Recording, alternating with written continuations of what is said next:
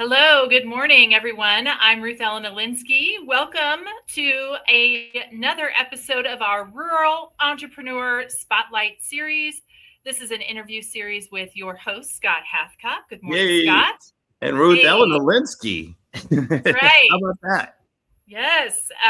Many of you probably know Scott's the CEO of Moonshot, and I'm the director of the Small Business Development Center at Yavapai College.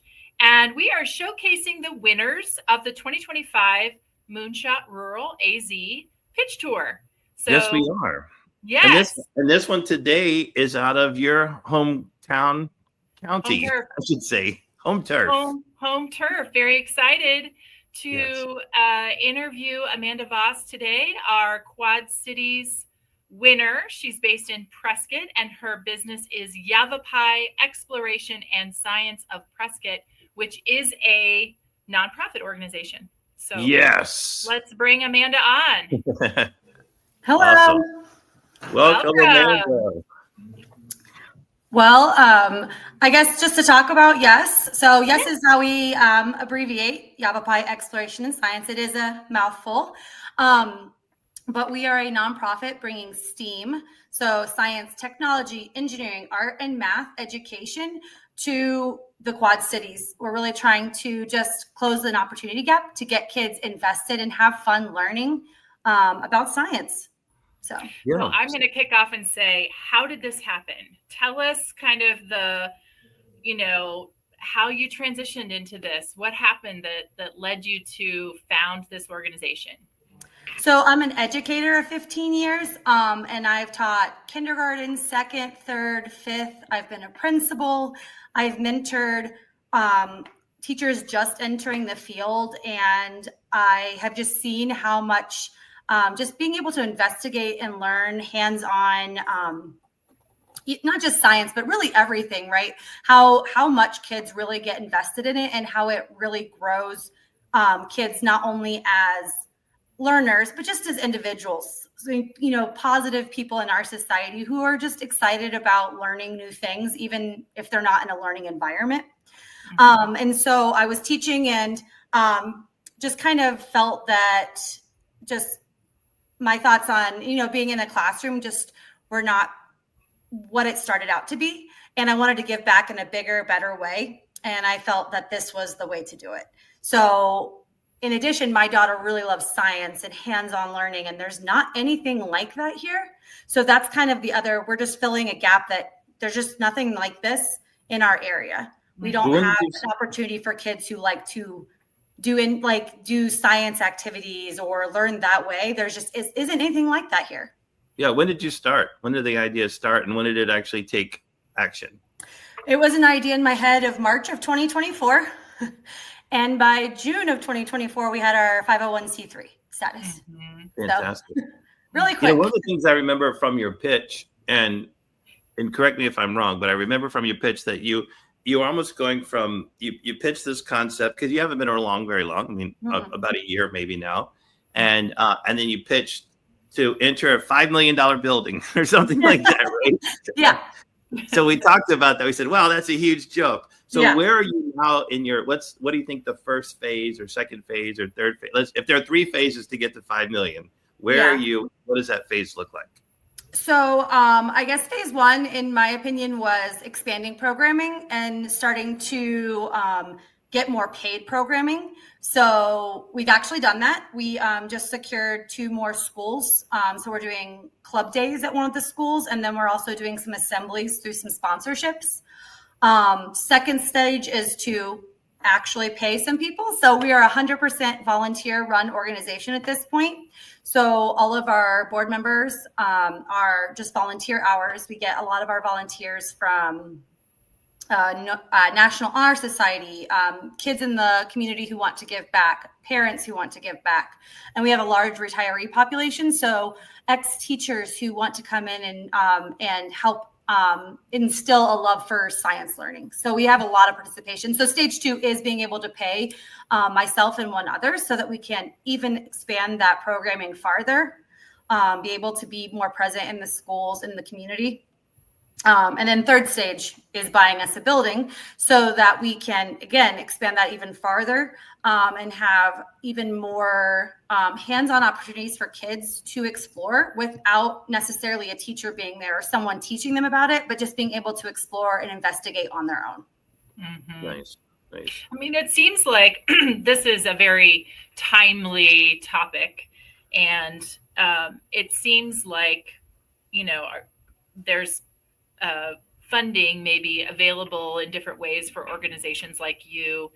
How has that process been for you? Have you found it challenging? Are you identifying possible funding sources? What has that process been like for you?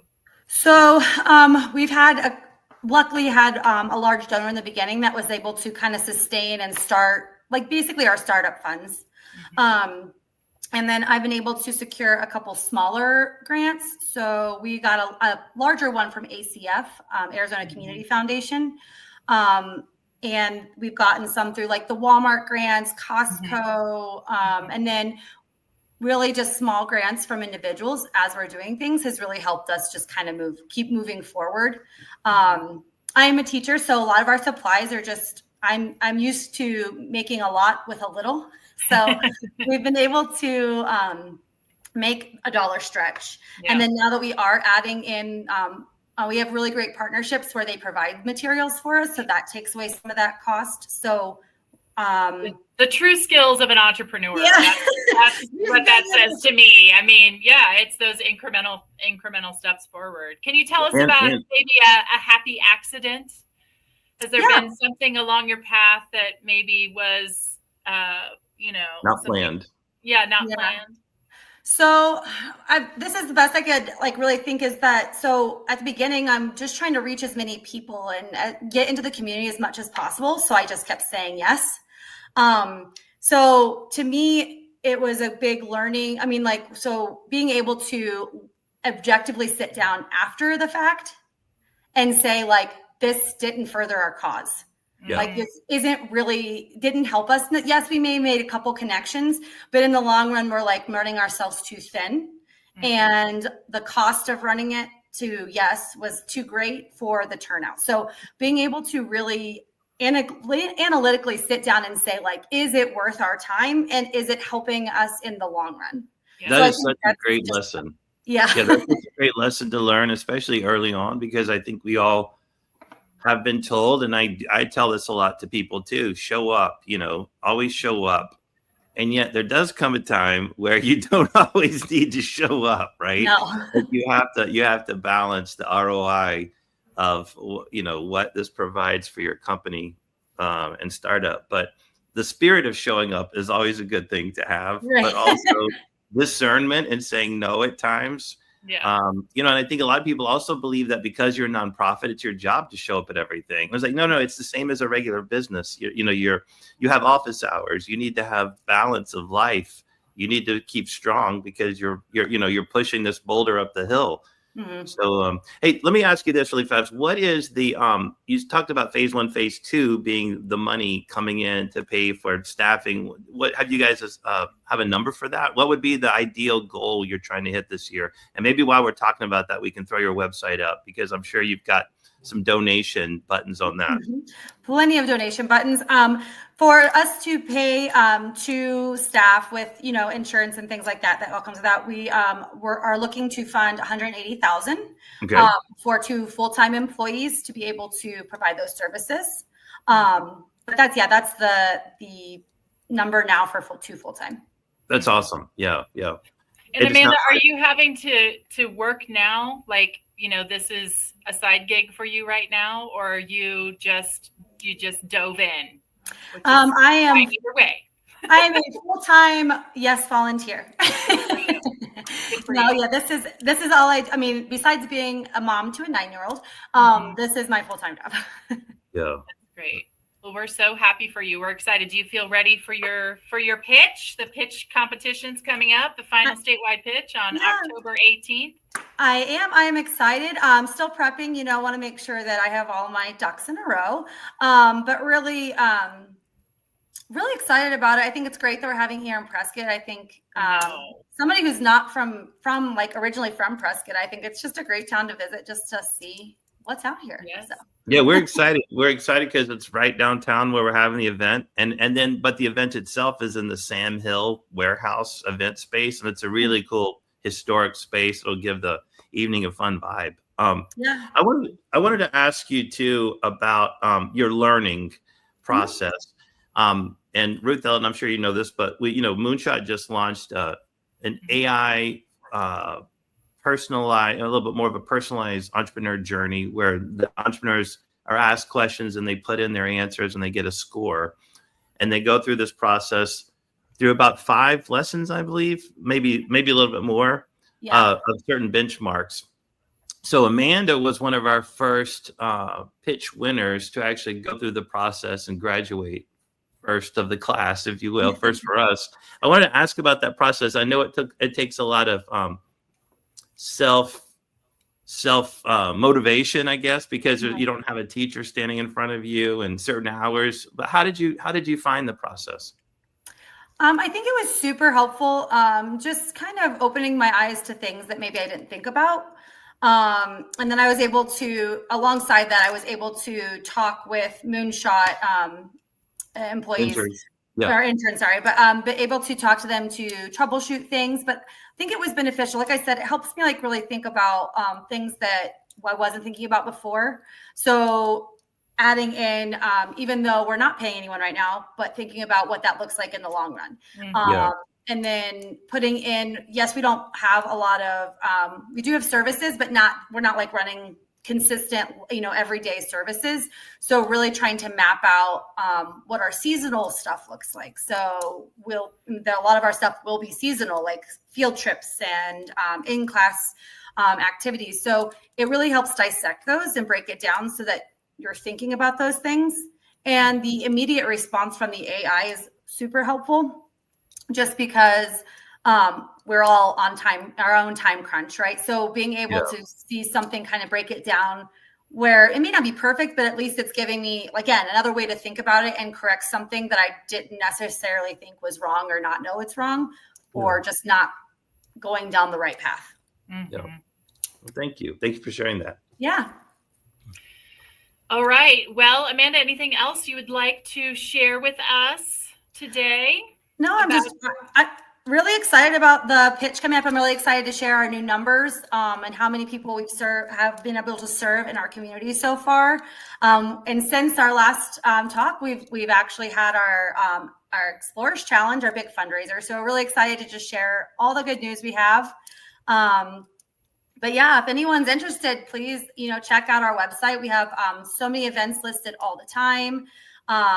We do a lot of free events and outreach events in the public just to get kids, just getting learning and interested in learning and wanting to improve themselves. And Amanda, are you all over the county, or are you primarily right now in the greater Prescott area with events? So we just actually started to partner with all 3 libraries in our area. So we're in Prescott Valley, Prescott, and we're doing some work in Chino. Okay. So we are doing some branching out, and I just started a partnership with, I'm on a panel for SciTech as well as Freeport-McMoRan. So I'm really trying to see what we can do with communities just outside of our reach. So Baghdad and just kind of out there. So wonderful. Well, I commend you too, Amanda, because I see you everywhere. And to Scott's earlier point, we have to sometimes, balance things, but I commend you for just all your hard work and your outreach efforts, and, getting started is really challenging. And I just, I can see your effort. And the other thing I just want to point out is that's another benefit of participating in Moonshot. It's not just about the competition and the prize money, but it's about, accessing these resources and accessing people's perspectives and mentors and this educational program and that kind of thing. So it's such a bigger experience than just the competition. And I know you're taking advantage all of those resources. So I commend you for that. Thank you. Yes, And you're doing great. We're excited to see you on October 18th. That's going to be a lot of fun. I'm excited. We'll see you there, Amanda. Thanks for taking time this morning. Yeah, thank you guys so much. You're welcome. See you soon. Bye. Bye. I thought you were going to tell her that you didn't want her to lose any steam. That was too bad. Good joke. I yeah, know. she's not. She's creating it. That's right. That's right. So this is our 6th year of doing the tour, right? And I think it's almost your 6th year doing. I see our 5th year of doing the tour, maybe. Been along the whole time. Yes. I know. And you've had, and Yavapai has produced how many winners? We've had 2 statewide winners over the 6 years, and we like to brag about that because, of course, in this case, I would say they are bringing that $10,000 prize back to invest in their business. So very excited. And who were the 2 winners? So 2 winners were Katie Dufour with Puzzle Rides and Elaine O'Connor with PV Bark, both of which we've met with this week. Yes, they're on a path to new expansion and growth and all kinds of good stuff. So I expect the same for Amanda. In another year or 2, we're gonna see some just exponential growth for her. Yeah, there's something in the dirt there, I would say. And the other thing to note too, though, seriously though, if you think about both those companies, all those things happen. It takes a little time, but all those things did happen, and Katie Dufour pitched about it, and so did Prescott Barks. And so it's nice to see them come into that fruition for Prescott Barks breaking ground and creating a new facility, and for Katie, the expansion of is it a brick and mortar that she has? She opened a brick and mortar right in downtown Prescott. Yep. Yeah. And and they went through a lot of ups and downs, just like, all the entrepreneurs we know. It's not a straight line. Not straight, It's very up and down. So right. All right. Well, thank you for exciting times, helping us get this going this morning. Always appreciate seeing your face, and I guess we'll continue. I don't remember how many more of these we have, but we should have 20 of them by the end of this season if all goes well.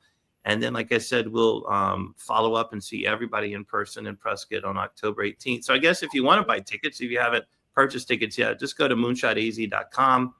Go to the Rural AZ Pitch Competition Tour for 2025, and you'll find a link for the finals event. Tickets are on sale right now. And I'm going to be there. My team's going to be there. We're going to have lots of representation from across the state. It's going to be a very exciting event. So it is going to be very exciting. All right. Yes. Thank you so much, Ruth Ellen. We'll talk to you later. All right. See you soon.